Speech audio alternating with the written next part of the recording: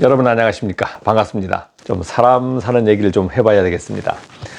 오늘 그 옷이 좀 색깔이 좀 그렇죠. 즉 봄이라는 겁니다. 봄이 뭡니까? 우리가 새로운 일을 마음 먹었던 일을 활기차게 할 수 있는 시작점이 봄 아닙니까? 3월이 봄이지만 3월도 춥습니다. 우리가 그 시설 관리다 하면 냉방, 난방 하는데 난방이 3월에 아직 안 끝나거든요. 4월 초순, 이번 주, 다음 주 되면 난방 설비들이 정지가 됩니다. 난방 설비가 정지되면 그 다음부터는 좀 바빠지는 시기가 뭐냐면 전기 기계, 즉 기계 설비 쪽에서는 이제 기기 난방들 했으면 뭐 필터도 교체하고 정비 기간 갖죠. 5월, 6월까지 정비 기간 가져서 4월, 5월을 정비하고 6월부터 다시 냉방 준비를 합니다. 냉방도 또 실시도 하고. 그래서 시설 관리 업무가 좀 쉬울 때도 있지만 정비하는 곳이 많다 했을 때는 큰 건물인 경우에는 사람도 많겠지만 계획 업무도 많고 정비 업무도 많고 합니다. 그러면 직원들도 많이 바쁘기도 하고. 그러나 바쁘지만 바쁘다고 꼭 바쁜 건 아닙니다. 어떤 지휘자들이 어떻게 업무를 하느냐에 따라서 유도리 있게 한다고 하잖아요. 유도리 있게. 자, 오늘은 제가 일단 얘기하려고 하는 것은 고민에 대해서 여러분이나 저나 뭐 고민 없습니까? 저는 이디라 방송하고 뭐 직장 있고 뭐 어쩌고 하니까 고민이 없다고요? 고민 많습니다. 고민 진짜 많아요. 무슨 고민입니까? 어떻게 살아야 될까 하는 고민이잖아. 어떻게 살아야 될까? 양 선생님 같으면, 자격도 있고 말이야, 실력도 있고, 저 사람 뭐 속은 모르겠는데, 진짜 고민 없이 사는 것 같아. 아닙니다. 고민 진짜 많습니다. 우리가 고민하면 어떤 고민이 있습니까? 또 생각하면, 과거의 생각도 있고, 현재의 생각도 있고, 미래의 생각도 있지 않습니까? 다 아는 상식이잖아요. 과거의 생각. 과거에 내가 후회했던 거, 잘못된 거, 안타까웠던 거, 이런 것이 과거의 생각이거든요. 그걸 갖고 가잖아요. 현재도 갖고 가고 미래도 갖고 가고. 안 좋았던 일도 이제 과거의 생각. 저도 과거가 아주 좋은 일만 있는 게 아니고 아주 안 좋은 일도 있었습니다. 그걸 지금 안 갖고 가려고 하는 거예요. 과거의 생각은 어쨌든 차단시켜서 떼놓고 가려고 하는데 쉽지 않습니다. 어떤 과거의 생각 어떤 거 있습니까? 미운 사람. 아니, 오늘까지 미웠지만 과거잖아요. 그러면 그걸 딱 떼놓고 가버리면 가서 다음 날부터 좋아지면 좋겠지만 안 그렇잖아요. 과거의 생각으로 갖고 계속 사람을 지금까지 가고 또 내일까지 또 미워하면서 가잖아요. 그러니까 과거의 생각을 못 떼내는 거예요. 그런데 우리가 살 일은 언제입니까? 미래의 생각 아닙니까? 오늘도 아니고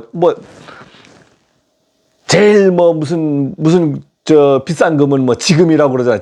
지금이지만 사실은 지금은 생각이 안 나고 내일 생각나는 거예요. 내일 모레. 근데 우리가 미래로 간다 하지만 미래의 목표가 뭡니까? 죽는 겁니다. 죽는 거. 잘 죽는 거. 제가 지금 부모님 연로하신 부모님을 두 분을 지금 모시고 계세요. 그 모습을 가만히 보니까 젊은 때는 몰랐는데 지금 딱 60대에서 보고 이제 60대에서 90대 우리 노인인 부모님, 또 돌아가신 부모님도 계시지만 살아계신 부모님도 있고 보면 이제 그분들은 희망이 없잖아요. 일할 희망도 없고 아무것도 없는 겁니다. 그러니까 그분을 딱 보면은 죽는 게 얼마나 중요한 건지.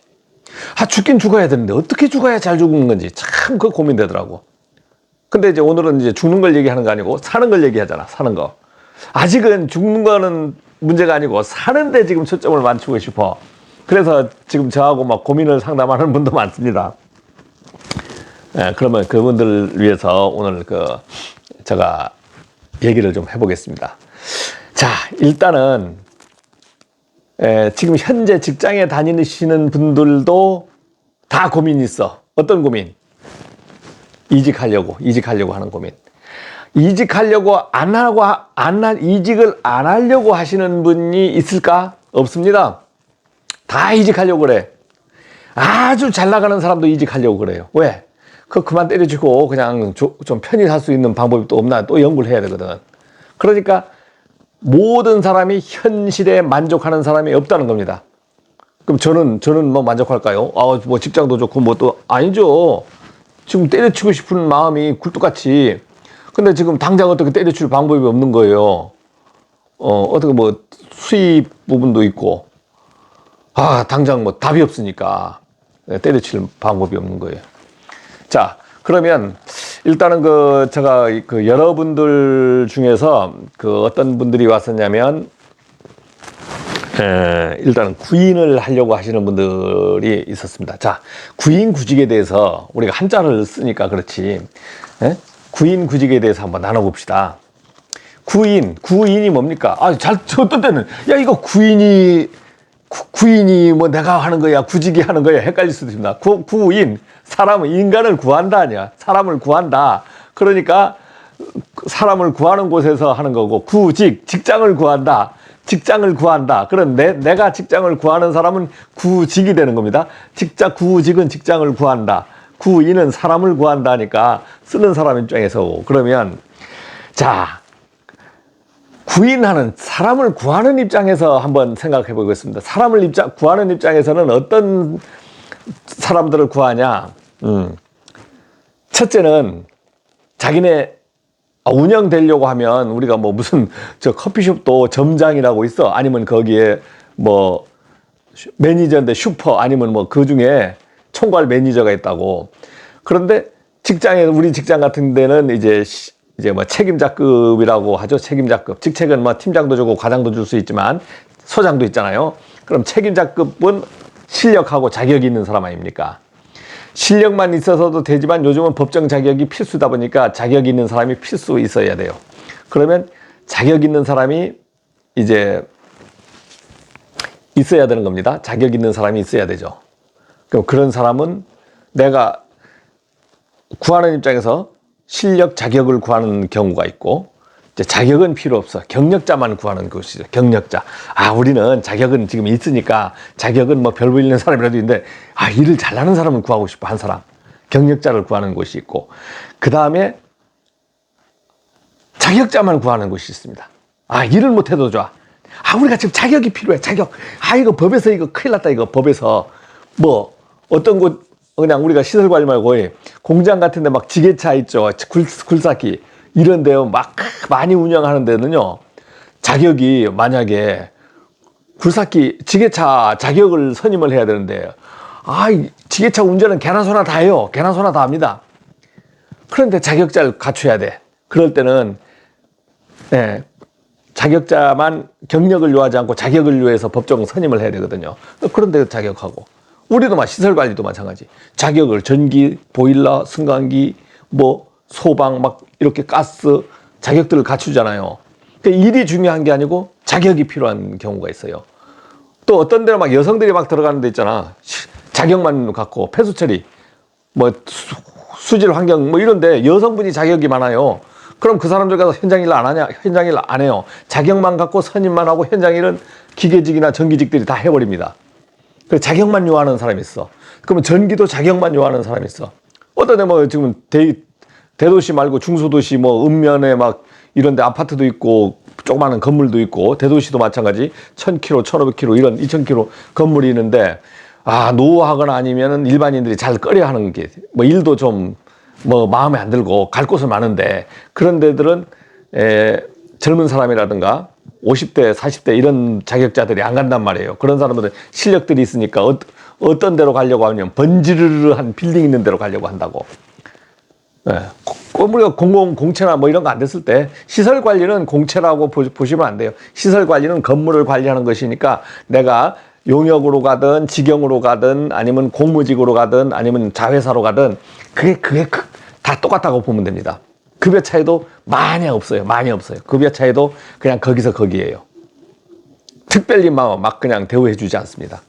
왜냐하면 그 급여로 다 구할 수 있으니까, 우리가 특별히 그냥 임금을 당신을 위해서 임금 체계를 마구마구 만들어 줄 이유가 없잖아요. 그 다음에 무경력자를 구인하는 데가 있잖아요. 우리는 실력자는 많은데 사람이 더 필요해. 보조들이 필요해. 그냥 야간 근무할 때 돌려주면서 이 인원이 필수 인원하고 운용 예비 인원까지 있어야 돼. 그러면 무경력자들을 구해가지고 이제 돌리잖아요. 이런 데 들어갈 분들은 어떤 분들이냐? 젊은 사람들이 많이 들어갑니다. 젊은 사람들. 자격만 갖고 경력이 없거나 자격도 없고 없어도 그냥 막 찾아서 일할 의지만 있으면 찾아서 쓰는 곳. 자, 그러면 구인하는 곳에서 그런 종류가 있다 치자. 그러면 그거는 제 일이 아니잖아. 그거는 직장에서 찾는 거고, 내가 이제 직장을 찾아가려고 하면, 찾아가고 싶어. 이직을 하든 구인을 하든 찾아가려고 하면 어떤 데로 갑니까? 다 상식적인 거지만 어떤 데로 가요? 내가 자격하고 실력을 갖고 있으면 골라갑니다. 골라가. 당장 내가 일단 직장에 있으니까 움직이지 않잖아요. 그러니까 근데 여기서 보니까 진짜 갑질도 좀 심하고 대가리 아파, 머리가 아파. 그러니까 내가 움직여야 되겠어. 그러면 이제 슬슬 그런 사람들은 뭐 직장 찾는데도 도사죠. 워크넷, 사람인, 잡코리아, 뭐 생활정보지 쫙 섭렵합니다. 섭렵하면서 딱 보면 이건 내가 갈 곳이다 안 곳이다 다 판단도 해. 전화 안 해보고도 건물 구조만 보고 빌딩 종류 어떤 종류만 보고도 일 판단을 하고 이력서를 냅니다. 이력서 쓱 보내고 뭐 자기소개도 없어. 이런 딱 경력 딱 보내가지고 오도록 만듭니다. 전화 오고 가서 해보고 면담 해보고 맞으면 가고 안 맞으면 안 가고, 즉 선택해서 막 골라가. 자, 이런 사람. 이런 분들은 뭐 제 말 들을 필요도 없잖아요. 그러니까 두 번째, 자격은 있어. 자격증 있어. 근데 이거 하기 전에 만약 경력만 있어. 자격은 없고 기능사 자격은 자격으로 자격은 그냥 써서 운전면허증 쓰듯 쓰면 그냥 이력서에 보기만 좋은 것이지 실제 실무에서 자격이 일하지 않습니다. 기능사 자격이 일을 하지 않아요. 그건 숙련된 내 실력, 경력에서 경력 있다고 일 잘 나가는 게 아니고 경력을 가지고 내가 어떤 일을 숙련해서 내가 자신 있게 면접 볼 때 얘기할 수 있어야 됩니다. 내가 냉동기를 돌려봤습니다. 예, 뭐 돌려봤습니다. 보일러 돌려봤습니다. 예, 뭐 냉각탑 뭐 이런 부분도 다 봤습니다. 아니면 전기면 뭐 수전 설비도 다 운전해봤습니다. 발전기도 해봤습니다. 현장 뭐 소방 설비도 좀 알고 방송 설비도 좀 압니다. 면접에 할 때 물어보면 자기가 나서는 게 아니고 대답을 다 할 수 있어야 됩니다. 이게 숙련공이에요. 이런 분들은 직장을 이직할 때 이미 책임자로는 안 가고 나는 숙련공으로 가서 주임 반장 정도 받고 아니면 혼자 갔을 때는 한 개의 건물을 마음대로 운영할 수 있는 능력이 있죠. 대신에 자격은 없으니까 항상 자격의 그 걸림을 갖고 한 단계 밑으로 가는 거야. 이런 사람들도 이제 어떻게 찾아갈 수 있습니다. 자기가 갈 수 있는 곳을 찾아갈 수가 있어. 근데 나는 자격만 갖고 있어. 자격. 뭐 기사도 갖고 있고 뭐 소방도 갖고 어떤 기사를 갖고 있어. 어떤 선임할 수 있는 자격은 갖고 있어요. 근데 경험이 전무후무하고 딴 일 하다 보니까 자격은 썩어버렸고 이제 어떻게 자격을 살려서 가려고 하는 거예요. 이분들은 어떻게 선택권이 없습니다. 내가 갈 수 있는 곳은 선택권은 없어요. 어떻게? 나를 찾는 곳을 찾아가야 되는 거예요. 나를 찾는 곳을 찾아가야 돼. 그럼 내가 나를 찾는 곳이 어딘지 모르거든요. 거기에 뭐 이력서 나오면 뭐 경험 없이 자격만 원한다고 써주면 좋은데 그런 데 없다. 이런 분들은 내가 이력서 만들고 필수 자기소개서를 하나 더 만들어야 돼요. 던져놓고 나를 쓰게끔 만들어야 됩니다. 나의 처지를 정확하게 써가지고 저는 저런 자격을 갖고 있지만 어떠한 실력은 갖고 있지 않습니다. 그러나 혹시 현장에서 필요하시면 제가 열심히 일하겠습니다 했을 때 이 사람들은 자격이 필요하면 한 현장들이 있어요. 그러면 이 사람을 일단 구인하고 면접 보고 우리가 먼저 자격을 먼저 선임해 놓고 이 사람이 조금씩 가르쳐 주면은 일단 기본적인 업무는 해야 되잖아요. 이것을 판단해서 채용합니다. 그러니까 자격만 있고 경험 없는 분들은 어떻게 직장을 찾는데 뭐 이래저래 고를 필요는 없고 내가 일단 갈 수 있는 곳 대사 안 가도 되잖아요. 면접 보고 안 가도 되잖아요. 그럼 갈 수 있는 곳을 자꾸 연습을 해봐야 돼요. 구인 나왔다 그러면 이력서하고 자기소개서를 만들어서 자기소개서를 이제 꾸미거나 뻥튀기 하면 안 되죠. 그건 정확하게 내 처지를 설명해서 집어 였는 거예요. 내 자격만 필요로, 일단 우선 필요로 한 곳을 찾는 거야. 그래서 자격만 필요로 하는 곳이 100번 있습니다. 그러니까 그런 자격만 필요한 곳으로 찾아서 이력을 넣어서 자기 처지를 설명해서 그 다음에 입사되면 그 다음부터 내가 자격에다가 경력을 만들어가는 겁니다. 그래서 경력 1년 정도 만들면 그 다음부터는 알잖아요. 뭐 들은 것도 있고 그러면 내가 이제 선택해서 갈 수 있는 바로 그 단계로 가버리는 거죠. 그 다음에 경력이 없어. 자격도 그냥 기능사 하나 아니면 기능사도 없고 뭐 없는데 야 이런 시설관리 일을 하고 싶어요. 하고 싶어. 아는 것도 없고 근데 시설관리 일을 막 들었어. 그런데 경비나 청소는 하기 싫고 몸은 보니까 저 정도 됐어요. 건강도 하고 뭐 말이 많으면 안 되죠. 말이 많으면 안 되고 저는 말을 많이 해도 관계없습니다만은 어느 정도 예스 할 정도로 됐다 그러면 시설관리로 갈 수 있습니다. 자격 경력 필요 없어요. 아무것도 필요 없어요. 어떻게? 이력에 내 사실 이력을 그대로 쓰고 그 다음에 자기소개서 씁니다. 자기소개서에 이러이러한 나는 시설관리를 좀 배워보고 싶습니다. 이렇게 해서 내보내는 거예요. 왜? 거기에 보면 자격을 요하지 않는 곳이 있거든요. 요하지 않고 나이 제한이 없는 곳도 있고 아파트 같은데 계속 넣어보세요. 아 그러면 이 사람 불러서 우리가 한번 쓸 수 있는 사람인가 보자. 부릅니다. 불러. 그래서 시설관리 안 해봤죠? 우리가 가르쳐 줄 테니까 해볼래요? 이렇게 해서 어느 날 갑자기 경비 월급 200만 원 받는데 250만 원 받으면서 일을 하게 되는 겁니다. 자, 그래서 그럼 젊은 분들이라든가 뭐 경력 자격은 뭐 기능사나 승강기능사 뭐 이런 거 하나씩 뭐 비슷한 거 갖고 있어. 방어관리나 이런 거 갖고 있어. 완전 무경력이야. 그러면 나를 키워서 쓸 수 있는 곳을 찾아가야 돼. 그러면 그런 분들은 이력서 그냥 책임자급 아니잖아요. 그러면 무작정 그런데 이력을 넣습니다. 이력을 넣으면서 자기소개서를 쓰는데 저는 이리 경험은 없습니다만은 배워서 한번 배워보고 싶습니다. 열심히 하고 싶습니다. 이 말만 써서 던지면 그런 사람을 찾습니다. 그래서 와서 다 가르쳐 줄게. 그렇게 해서 씁니다. 여러분들이 그 자격 없는 분들이 혹시 모르고 막 기사 자격증 어떤 실무 일을 하니까 잘 모르잖아요. 그러니까 어디서 막 배워서 가려고 그래. 배운 거 아무 소용 없어요. 아무 소용 없습니다. 뭐 내가 어디 뭐 무슨 기술 전문학원 아니면 무슨 가스 전문학원 뭐 무슨 용접 전문학원 이런 데서 배워서 실무 가서 뭐 이거 써먹을 거라고 한 개도 못 써요. 한 개도 못 써. 쓸 이유도 없고 쓸 일도 없습니다. 여러분들이 가서 만약에 뭐 빌딩이든 아파트든 어떤 건물이든 가면 전기 기계 각각 나눠져 있을 때는 모르겠지만 만약에 내가 시설관리 전체를 내가 할 수 있습니다. 저가 전기잖아요. 근데 보일러도 갖고 있고 다 갖고 있어요. 그렇지만 지금은 줄을 전기만 갖고 일하지. 선임은 이제 소방도 선임 안 하고 보일러도 선임 안 하고 가스도 선임 안 하고 위험물도 선임 안 해요. 자격은 다 있어요. 옛날에 다 했었죠. 그런데 전기만 갖고 일하는 게 뭡니까? 전기만 합니까? 아이고 뭐 화장실 뚫으러 가야 돼. 그 다음에 세면기 막히면 세면기 뜯어서 그거 하러 가야 돼. 하수구 막히면 하수구 뚫는 거 해야 돼.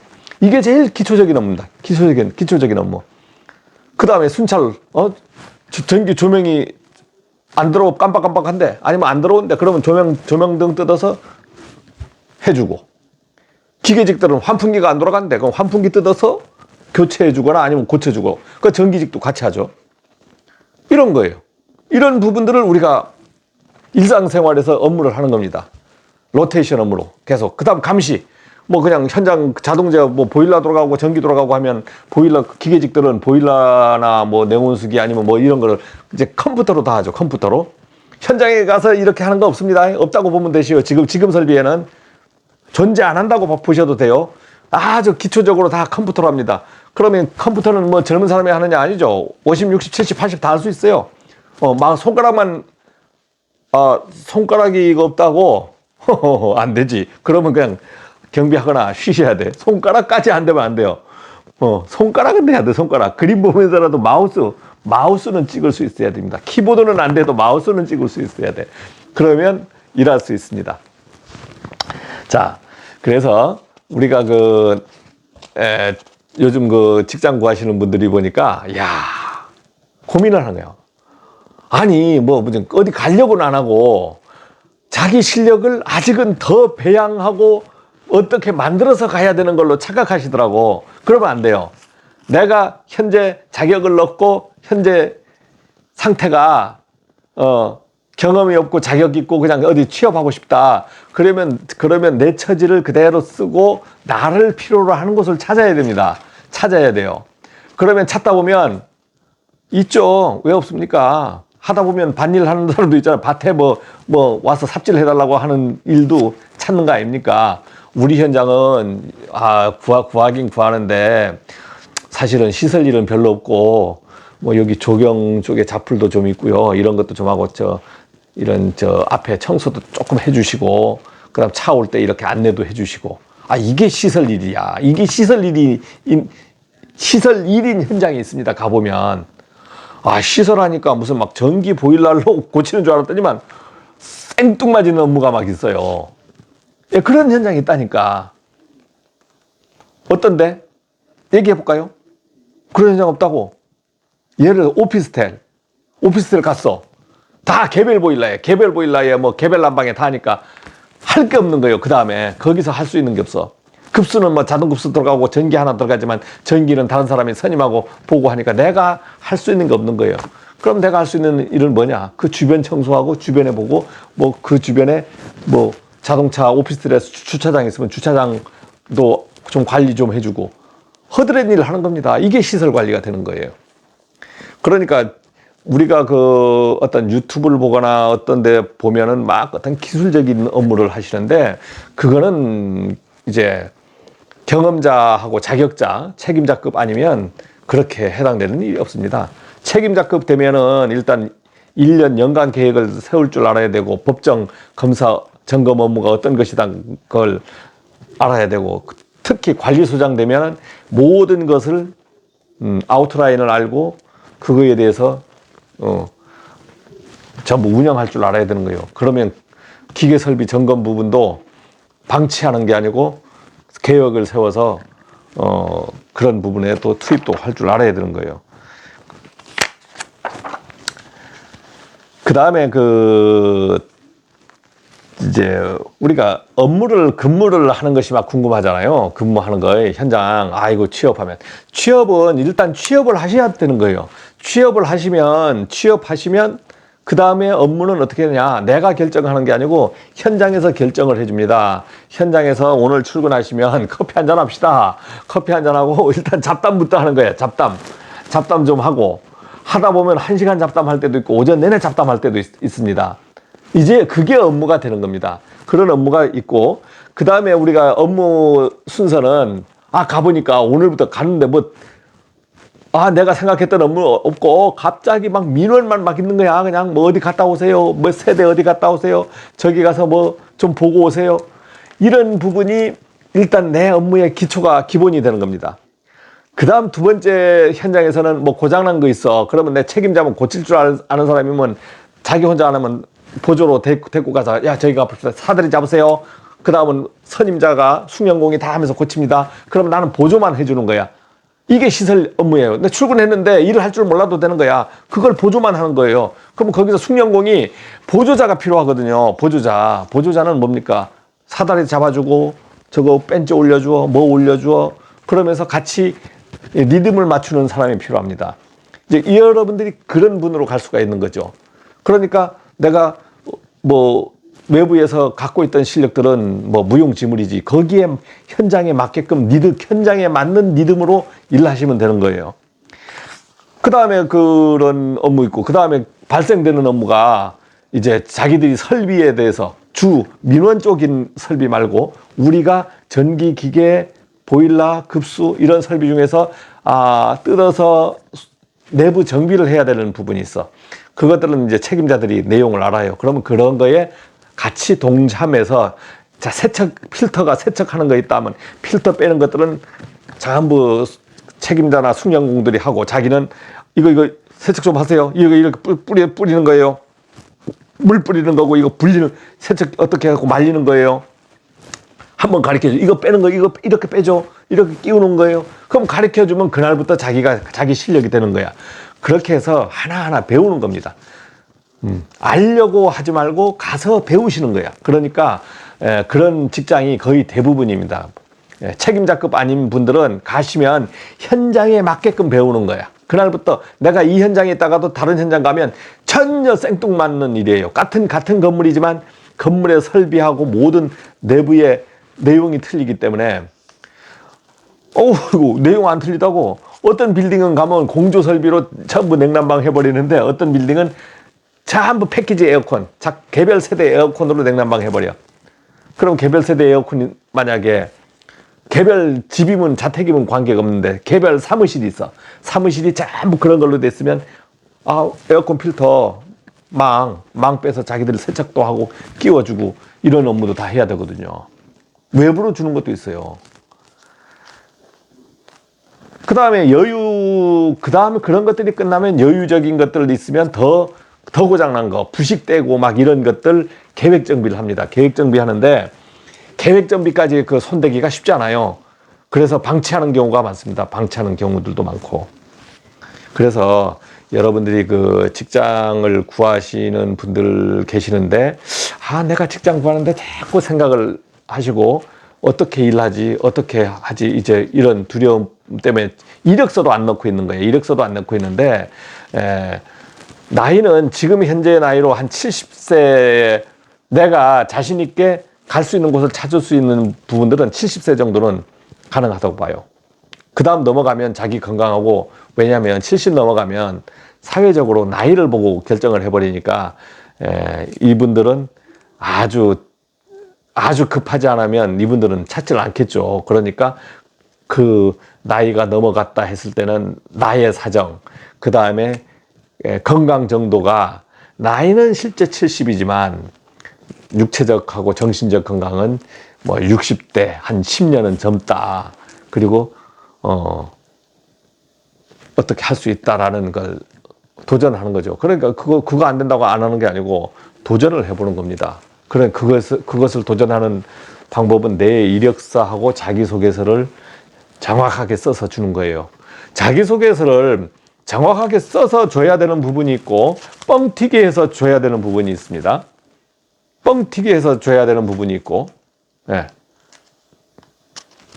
그래서 정확 뻥튀기 하는 거는 나를 경험이 조금 있어. 경험이 조금 있는데 그거에다가 살을 좀 붙여서 이제 해도 돼요. 뭐 연도가 뭐 하다 하면 연도를 한 1년, 2년 더 늘려도 관계없거든요. 사기업에서 그런 거 따지지 않습니다. 그래서 그런 부분은 전에도 뭐 여러 방송에서 제가 했는데, 일단은 오늘은 뻥튀기 부분은 얘기를 안 하겠고, 솔직하게 해서 경험자들이 직장을 들어갈 수 있는 방법을 얘기했습니다. 그리고 이제 참고적으로 요즘 뭐 정기안전, 우리가 자격에 대해서 한번 얘기해 드리면, 건물 관리를 뭐라고 얘기하냐면 유지 관리라 그럽니다. 유지 관리. 우리가 시설물 유지 관리라 그래요. 그다음 건축으로 따지면 건축의 설비잖아. 건축 시설물을 하면 전기, 소방, 기계 뭐 이런 게 다 건축 시설물이에요. 건축의 시설물에서 그 분야가 전기 분야다, 소방 분야가 되는 거예요. 건축자가 항상 먼저 붙어서 들어갑니다. 그런데 안전관리라는 부분이 있고 기술관리가 있는데, 안전이 좀 위험하니까 안전을 위주로 자격자들이 다 선임됐어요. 전기 안전입니다. 소방도 안전입니다. 그 다음에 기계는 보일러, 냉동기, 고압가스입니다. 고압적인 거 터지고 폭발하고 아니면 위험한 거, 가스가 새거나 아주 위험한 설비. 그래서 보일러, 노통연관 보일러 같은 거, 관류 보일러 같은 거, 그 다음에 냉동기, 고압가스 냉동이라 그러잖아요. 그런 가스가 들어가고 냉매가 들어가는 거, 그런 냉동기도 전부 선임하는 게 아니고 그 선임하는 종류의 냉동기가 있어요. 그래서 고압자가 들어가고 안전자가 들어가야 됩니다. 그럼 선임자들이 이제 그런 자격을 가진 분들이 이제 가서 선임을 하고, 그 다음 뭐 가스는 당연히 가스 저장 시설도 있고 사용 시설도 있고, 보일러 같은 데 가스 설비를 하면 사용 시설로 들어가고, 그 다음에 수질, 그 다음 보일러 연통되면 대기, 그 관리 들어가야 돼요. 대기하고 수질은 관리가 안전보다도 관리 부분이 되는 거죠.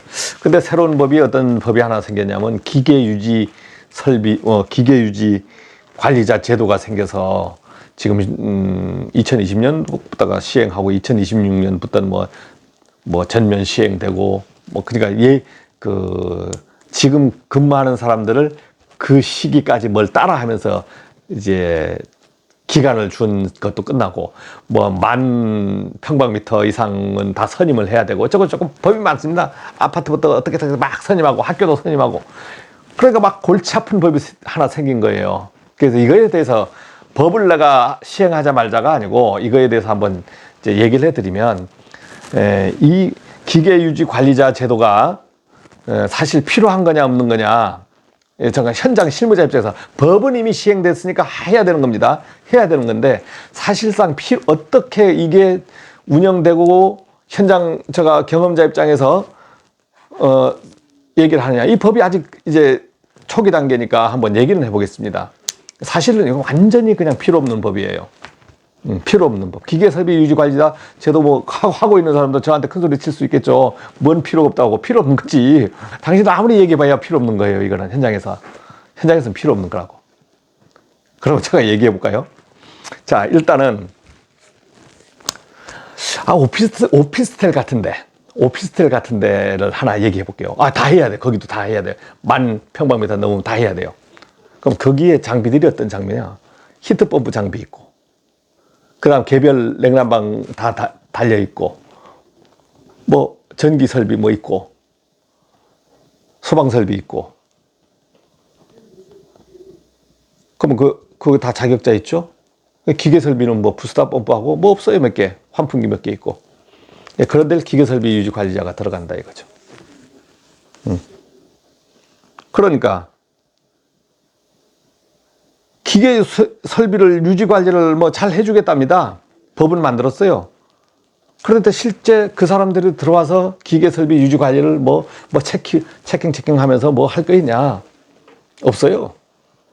왜 없는지부터 이제 말씀드리겠지만, 그러니까 이 법은 어떤 법을 만들었냐면 억지로 법을 만든 거야. 점검 관리, 유지 관리를 점검해 주겠다. 법을 만들어서 체크리스트 쫙 만들고 풍량이 어쩌고 저쩌고 해서 많이 만들었습니다. 그래서 이거 다음에 이 제도에 대해서 한번 더 얘기했겠지만 반대하는 사람도 많고, 그러나 이 법을 만든 거는 어떻게 정확하게 현장 실정을 알고 만든 게 아니고, 솔직히 말하면 이거는 국회의원을 구워 삶아가지고 사바사바해서 어떤 협회하고 몇몇의 이익을 위해서 만든 이익단체법밖에 되지 않는 겁니다. 이 법 자체가 그래요. 아무리 봐도. 왜냐하면 제가 대한민국에서 제일 큰 빌딩 관리하는 곳곳 다 물어보고 그 다음 현장을 아파트부터 다 돌아봤어요.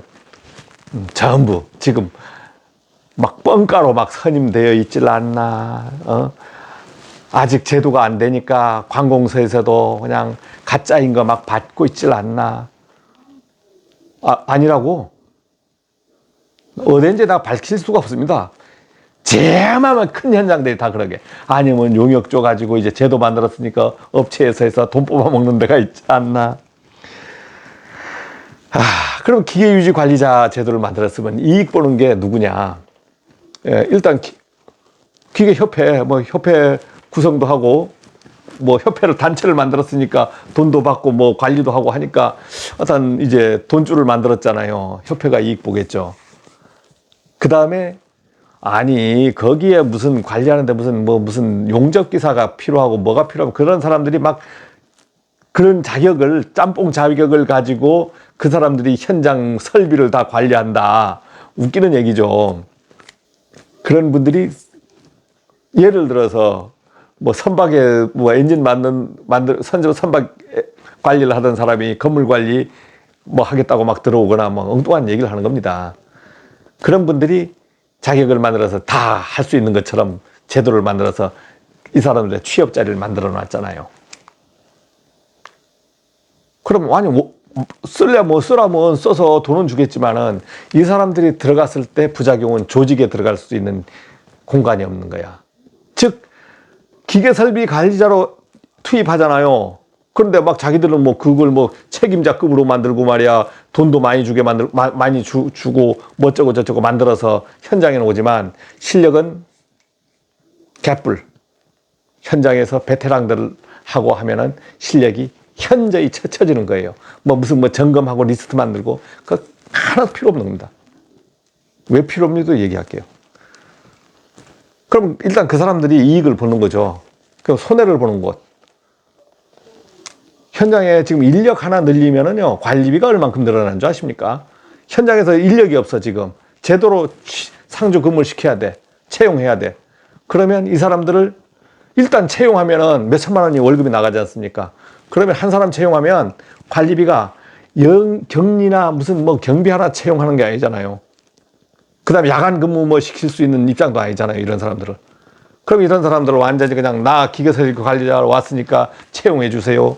현장에 와보니까 할 것도 한 개뿔 딱 기계설비라고 해놨어. 어떤 기계가 있는지도 몰라. 보일러가 있는지 뭐가 있는지도 똥인지 된장인지도 모르는 건물에다가 특 해서 하면 관리비가 올라갑니다. 국민의 피해가, 즉 국민 대다수, 즉 우리가 세금 내는 사람 아닙니까? 국민이라는 게. 이런 사람이 대다수의 피해가 수십만 아니면 수백만 건물이 피해를 입게 된 거예요. 자, 뭐라고 했습니까? 제가 수십만 수백만이라면 수십만 수백만이 필요한 자격이 있어야 되는데 또 그것도 없어. 없으니까 지금 개판으로 돌아가는 개판으로. 그러니까 점검업체 만들면 그냥 잡아가지고 돈만 해고 저금저금 리스트만 찌릿다 해서 그냥 뿌려주고 돈만 받아가게 생겼어. 고치라. 그러니까 얼마나 이 잘못된 법이 된 겁니까? 개판된 법이 된 거지. 그 다음에 자, 유지관리자가 리스트 만든다고? 자, 우리나라 설비 볼까요? 기계 설비 한번 유지관리로 얘기해 볼게요. 자, 냉동기, 보일러, 냉온수기 있죠? 네? 이거 법적으로요, 매 1년씩 업체 불러가지고 오버홀 공사 다 해야 돼요. 그럼 기계 설비 유지관리자가 보일러, 냉동기, 냉온수기, 냉각탑 이런 부분에 무슨 점검해서 고치라고 할 거 있습니까? 없잖아요. 매년 알아서 현장에서 계획 정비를 하면서 전부 오버홀 공사를 다 해야 되는 거예요, 이거. 그럼 기계 설비 관리자가 체킹할 것도 없어. 이 자체가 해당이 안 되는 거예요. 이미 이 사람들은 없어도 이것은 업체하고 이거는 법적으로도 필요 없는 거예요. 여기서 주인이 돈 주면서 우리 기계들이 잘 돌아가기 위해서 오버홀 공사를 해야 되고 법적 검사도 받아야 되고 검사 규정도 매 1년 받아야 돼. 개방 검사도 있고. 자, 이러니까 일단 큰 기계는 이미 다 끝나버린 거죠. 기계 설비에는 또 전기 설비 또 안 들어가잖아요. 전기는 안 들어가. 전기 기사가 딱 버티고 있잖아. 그 다음에 그러면 환풍기 욕실 환풍기부터 시작해서 환풍기들을 해준다고요. 소모품입니다. 환풍기는 소모품. 체킹해서 할 수 있는 게 아니에요. 환풍기는요, 그냥 고장나면 달아서 1년 이상이면 그냥 고장나면 AS 다 해서 해주고 소모품이에요. 소모품. 에어컨 고장나면 삼성, LG, 우리 캐리어 국내에 AS 업체가 얼마나 잘 돼 있습니까? 전화만 하면 탁탁탁탁 고쳐져요. 지적해서 고치는 겁니까? 계획 정비하는 겁니까? 기계 설비 관리자가 와서 지적해서 뭘 하는 거예요? 건물의 설비가 냉방, 난방, 공조 이 설비밖에 없잖아요. 뭔 놈은 기계 설비 관리자가 뭘 체킹해요? 우리가 1년 딱 냉방, 난방 기간 끝나서 필터 교환 주기 딱 되면 필터 싹 구입해서 필터 탁탁탁 끼워버리면 끝나는 거예요. 무슨 놈은 기계 설비 관리자와 체킹을 할 게 뭐 있냐고. 체킹해서 이거 지적해서 이걸 고치라 뭐라 할 수 있는 게 뭐 있습니까? 이분들이 혼자 와가지고 조직에서 왕 노릇을 할 겁니까? 뭘 할 겁니까? 이분들이 하나 딱 떨어지면 조직이 깨지는 거예요. 갑자기 그냥 어디서 빽 있는 새끼가 하나가 탁 들어와가지고 뭘 하겠다는 것처럼 돼버리는 거예요. 이게 조직이 깨지는 겁니다. 조직이. 왜? 지금 현행 조직에 잘 들어가는 조직에 기계설비 유지 관리자라는 걸 하나 집어넣으면 이 사람을 어디다 조직에 넣어줘야 되잖아요. 우리 일은 조직이 하는 겁니다. 기계설비 유지 관리자가 하는 게 아니에요. 환장할 일이에요. 환장할. 현장에서 학교에 어쩌고 저쩌고 건물 규모만 있으면 다 해놨어. 이 법은요 100번 사라져야 될 법이에요. 뭐 옳다고 100번 얘기해 보십시오. 이건 100번, 당신들이 100번 옳다고 하면 이건 100번 사라져야 되는 법밖에 안 되는 거예요. 왜? 당신이 100번 옳다고 하는 거는 100번 우기는 법밖에 안 되는 거거든. 그러면 우리는 100번 필요 없는 법이 되는 거예요. 기계설비 유지관리자가 그래요. 그러면 어떻습니까? 전기설비 유지관리자. 전기는 뭐 뚜껑만 있습니까? 전기 다 꽂으면 제품이 다 있잖아요. 제품. 기계설비는 뭐 기계만 전기 안 들어가요. 다 들어가잖아요. 자, 기계설비 유지관리자 법 나왔으니까 우리 한번 따져볼까요? 기계실에 MCC 판넬 있습니다. MCC 판넬. 이게 기계가 관리합니까? 전기가 관리합니까? 만약에 이거에 문제가 되면 누구 책임일까요? MCC 판넬이 몽땅 날아갔어. 불탔어. 그럼 새로 만들어야 돼. 이거 누구 책임일까요, 이거? MCC, 기계실에 MCC 판넬. 누가 만져요? 만지는 거. 기계쟁이들이 만들지. 기계쟁이들이 다 온오프 다 하잖아요. 전기쟁이가 거기 가서 안 합니다. 그런데 그 관리는 누가 해요? 기계쟁이들이 하는 거야. 설비가. MCC 판넬. 그럼 그 기계설비 유지관리자가 이거 가지고 이거 띡띡띡 할 수 있다고? 기계설비가 아니라는 거지. 그거는 100% 전기설비라는 거예요. 100% 전기설비. 아시겠습니까? 아, MCC 판넬이 왜 전기설비냐고? 자, 우리가 공사를 건축이 전기가 공사합니까? 건축이 하잖아요. 그러면 기계실에 MCC 판넬, 자, 냉동기 놓고 보일러 놓고 뭐 이런 부분 있잖아요. 이런 설비들 하는 거. 이건 기계가 설비를 하는 거야. 펌프 설비를 다 해요. 펌프에 돌리는 동력은 못 합니다. 모터. 그 모터까지 같이 장착돼서 다 설비가 돼요. 그런데 자, MCC 판넬 도면이 어디에 있냐? 전기에 있습니다. 전기 도면에 MCC 판넬 도면이 있고 시퀀스 도면이 있고 전기 공사에서 MCC 판넬 납품 업체는 전기 도면에 보면서 MCC 판넬 업체에서 납품 딱 하면 거기에서 전기 공사 업체가 모터까지 모든 배선을 합니다. 즉 전기 도면에 MCC 판넬이 있는 거예요. 그럼 기계 설비에는 뭐 없냐고? 없어요. 거기는 장비 일람표가 있습니다. 장비 일람표. 기계 장비 일람표에서 전기 용량부터 당연히 내 펌프에 어떠한 모터가 들어갔다는 건 용량이 다 써져 있어야지. 그거는 구동하는 게 아니고 장비 일람표예요. 장비 일람표에서 쫙 그려져 있습니다. 도시되어 있고 거기에 풍량, 풍속 이런 게 기계 설비에 관련된 거. 전기 설비에는 풍량, 풍속이 없어요. 압력이니 뭐 이런 게 없어. 전기 설비는 전기 용량만 있어. 그러니까 모터까지 MCC 판넬에서 모터까지는 완벽한 전기 설비입니다. 그러나 그것을 운전하는 거, 우리가 냉장고 꼽으면 냉장고 코드까지는 전기 설비가 되지만 냉장고 틱틱틱 만지고 다 하는 거는 누가 집에 사모님이 다 하지 않습니까? 그것처럼 마찬가지예요. 그러나 고장나면 사모님이 고쳐요. 아, 이거 고쳐주세요 하면 전기쟁이인 아버지가 AS 해서 어디에 부르든가 그렇게 해야 되겠지. 자, 그래서 우리 건물의 기계설비가 과연 기계설비 유지관리자가 와서 할 수 있는 게 뭐 있냐? 거기에 법을 만들어 놓은 거는 무슨 유지관리라고 하는 뭐 점검, 정비, 보수까지 들어가는 거죠. 그럼 기계설비 관리자 하나만 딱 선임하면 보수까지 되느냐? 그 사람들의 업무는 뭘 체크리스트에서 점검 업무가 거의 주적인 업무로 만들어 놨어요. 그래, 갑질 업무를 만들어 놓은 거지, 갑질. 그러면 이거 법으로 만들었으니까 내가 체킹해서 체킹할 수 있는 기술이라도 제대로 갖고 오든가. 왜냐하면 우리가 지금 업무를 분야를 나눠서 공부하지 않습니까? 전기, 기계, 소방, 보일러, 냉동기, 그죠? 고압 큰 기계. 그 다음에 큰 기계 외에 건물에 붙어 있는 기계들은 아주 부속적인 기계예요. 부속적인 거, 소모품적인 거. 그러니까 기계 설비 유지 관리자는 어떻게 돼 있습니까? 포괄적으로 다 할 수 있다라고 돼 있거든. 그게 안 되잖아요. 요즘은 업무가 다 세분화되어 있지 않습니까? 업무가 다 구분되어 있잖아요. 구분돼서 분업화 시대인데 왜 기계 설비 관리자는 분업을 안 하고 총괄로 오시냐고. 관리소장인가요? 아니잖아요. 왜 당신들만 뭐 용접기사가 막 기계 설비 관리자로 와가지고 온 건물에 와서 휘젓고 이런 법을 만드시나. 왜냐하면 범 만든 분이 저만큼 경험이 있는 사람이 이것을 계획해서 만들었으면 제가 이 말을 안 하는 거예요. 당신들은 뭐 기술사 있으니까 뭐 다 한다고? 그런 분이 있으니까 하는 거지. 기술사 땄어. 대가리 든 건 글밖에 없고 쓸지도 일도 못하고 뭐 하니까 어떻게 자격증 맡겨서 돈 받아 먹어요. 잘하시는 분 욕하는 거 아닙니다.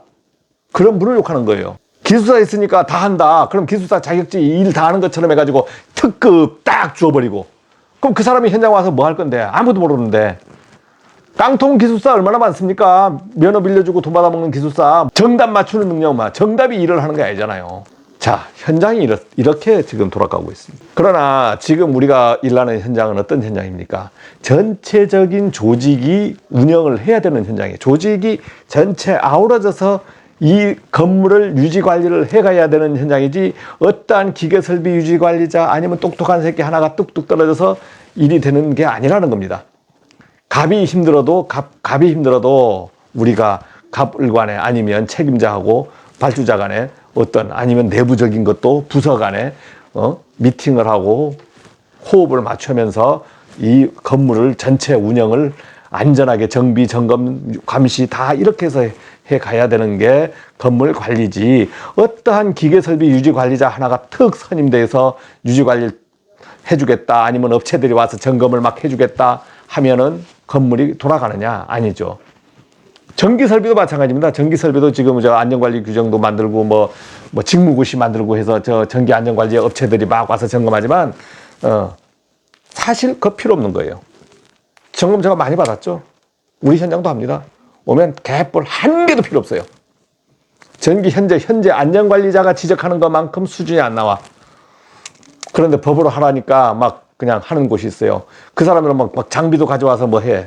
제가 전기 책임자이니까 그 안전관리 저한테는 전기를 뭐 아무도 못 느껴. 지금 저한테 와보세요. 안전관리 개뿔. 우리나라에서 제일 큰 건물을 내가 관리를 했기 때문에 충분히 그분들하고 놀할 수 있습니다. 장비 갖고 와서 우리가 안전공사에서 2년 3년에 한번 고압 설비 그걸로 족하다는 겁니다. 즉 전기 설비도 소모품적인 거 많고 안전관리자 즉 경험자들이 충분히 지금 문제없이 운영할 수 있는 그 모든 능력하고 우리나라 AS 체계가 다 갖춰 있다는 거죠. 또 설비도 좋아졌고 차단기도 좋아졌고 뭐 기계 성능 설비 어떤 설비적인 성능도 완전히 좋아졌는데 안전이라는 걸 하나란 딱 붙여가지고 해버리니까 틀어지는 거예요. 안전이 능사가 아니라는 겁니다. 안전하면 다 되는 게 아니에요. 안전이 문제가 안전을 너무 강조하다 보니까 불안전도 또 나와버립니다. 안전이 다 안전이 되는 게 아니고 안전이 불안전이 나오는 거예요. 즉 점검해서 뭘 이익 보는 것보다 점검하다가 사고 나는 게 더 많다는 겁니다. 이게 불안전이에요. 점검을 해서 뭘 찾아내서 얻는 이익보다 점검하다가 사고 나서 얻는 불이익이 더 클 수 있다는 겁니다. 안전의 제1 목적이 뭡니까? 사람의 생명을 살리는 겁니다. 근데 점검하다가 죽을 수 있다는 겁니다. 아시겠습니까?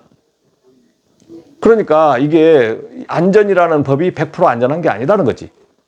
우리가 안전관리 하잖아요. 안전하다가 뭐 안전관리 없어도 안전법이 없는 시대에도 우리가 안전관리자들이 점검을 해요. 점검하다가 죽어버리잖아요. 고압에 틱 해서 죽어버리고 떨어져서 죽어버리고 기계설비도 돌리다 잘려서 죽이고 그거 다 안전을 위해서 하는 거예요. 안전하다가 안전 점검하다가 안 죽습니까? 승강기 안전 점검하다가 추락해서 안 죽어요. 예? 그 잘못된 거잖아요. 승강기 안전 점검하다가 추락해요. 그러니까 안전 수칙을 안 지켰네. 안전 수칙 안 지킨 거하고 안전 업무 하는 거하고 별개죠. 안전 업무를 하다 보니까 수칙을 까먹을 수도 있지. 그러니까 까먹어서 사고 나잖아요. 당신들이 안전 점검을 하니까 안전 점검하다가 죽을 수 있다는 겁니다. 그러니까 안전이 100% 안전을 지켜주는 게 아니고 안전도 불안전하다는 거예요. 그래서 기계 설비가 안전을 기준으로 아니면 이 설비를 잘 돌리겠다고 제도를 만들었지만 이 부분이 부작용이 더 크다는 겁니다. 현재는 기계 설비 유지 관리 제도는 지금 여러분들이 더 좋게 하겠다는 그 것보다 부작용이 몇 배가 더 큰 지금 이 제도를 만들어 놓은 거예요. 이 부분은 여러분들이 기계 설비 하시는 분이나 법 만드신 분들을 빡빡 우겨서 하십시오. 그러나 이 제도는 정착은 되겠지만 우리가 무슨 대통령 선거를 하나 국회의원 선거했을 때 이 제도를 가지고 하면은 표를 얻기는 힘든 제도다 이거지. 그렇습니다. 그래서 여러분들이 오늘 쭉 내가 이제 어떤 취업 부분도 얘기하고 이 부분도 얘기했는데, 우리가 그 일하는데, 취업하는 데 있어서 어떻게 내가 취업하는데 막 나를 어떻게 뭘 맞춰서 가려고 하지 마시고, 취업하는 것도 마찬가지. 일단은 내가 어떤 목적을 가지면 그거에 맞게끔 계속 내가 갈 곳이 있나 찔러봐야 돼. 아니 이건 나 서른나 좀 찔러봐야 될 거 아니에요. 그냥 다 저걸 내가 익은 걸 알아낼 수 있는 실력을 갖출 때까지 갖추지 마시고 찔러보고 되는 곳은 가고 그렇습니다. 그래서 오늘 그 두서없이 좀 얘기를 했지만, 요즘은 제가 현장에 돌아보니까 이 기계설비 유지관리자 제도는 심각하더라고. 뭐 제가 가는 10군데 현장이면 10군데 현장이 전부 손살이 쳐요. 그러면서도 이거 걱정입니다. 제가 따긴 따야 되겠는데 어떻게 할까 고민하더라고. 이것이 기회다 해서 이것이 기회다, 나에게 이런 취업 기회가 생겼네, 이것만 따면은 유지관리자 이것만 따면은, 아이고 씨발 똥인지 된장인지도 모르고 이 시대가 어떻게 돌아가는지도 모르고 이걸 기회로 그 제도 없어지고 어찌 하실랍니까? 참 그러니까 이런 걸 딱 보면 저는 이 나라를 떠나고 싶어요. 대통령 욕도 하고 싶고 국회의원들 욕도 하고 싶고, 우리나라 대한민국이라는 나라가 갑자기 싫어지는 겁니다. 이럴 때도 생각이 이럴 때도 있다 이거지. 그런데 막상 어디 가려고 하니까 또 여기보다 또 좋은 데가 없어. 자유민주주의라는 자유자가 딱 들어가고 하니까 이런 말을 할 수 있는 데가 여기밖에 없잖아요. 그러니까 우리가 어떤 생각을 비관적인 생각하는 거 뭐 이런 생각보다도 뭐 어쩌면 나쁜 생각도 좋고 아닌 생각도 좋지만 좋은 생각대로 한번 가고, 기계설비 유지 관리자도 만들었으면 운영을 해야 되겠죠. 해야 되겠지만 지금 협회나 아니면 혹시 이디라 방송을 보신 분이 계시면 국민에게 피해를 주지 않는 범위 내에서 효율적으로 좀 이 제도를 다시, 법을 만들었으니까 못 고치는 거 아니지 않습니까? 현장의 목소리도 좀 들어보고 과연 이게 필요한가 안 필요한가. 기계 설비 좀 취업하실 분들 있으면 무작정 하나씩 팍팍 투입해서 돈 올려내면 누가 돈 주겠습니까? 그러면 여러분 지금 말하시는 분 협회에 한 10명씩 쓰십시오. 더 협회에서 돈 주세요. 그러면 아니 대출 받아 주시라고. 이 말이나 현장에서 대출 받아서 월급 주는 거하고 뭐가 틀립니까? 그러니까 너무 자기들이 옳다고 우기지 말자 이거지. 옳다고 우기는 순간 이게 뭐가 되면 강압적인 게 되는 거예요. 강압적인 거. 옳고 그름으로 따질 수 있는 게 아니죠. 예. 내가 옳다고 우기는 순간 뭐가 됩니까? 이건 강압적인 게 되는 거예요. 옳다고 우기는 것이 능사가 아니라는 거지. 그래서 뭐가 있습니까? 우리가 타협도 있고 해결책. 요즘 해결을 뭐 솔루션이라 그러잖아요. 어떤 여러 가지 해결책도 찾아보고 이렇게 해서 어떤 밸런스를 맞춰야지, 우리 제도를 만들었으니까 팍 받아라 하면은 이건 밸런스가 안 맞는 거지 않습니까? 한쪽으로 기울어져 버린 거잖아요. 당신들만 옳다고 우기는 법이 되고 이쪽은 옳다고 하지 않아요.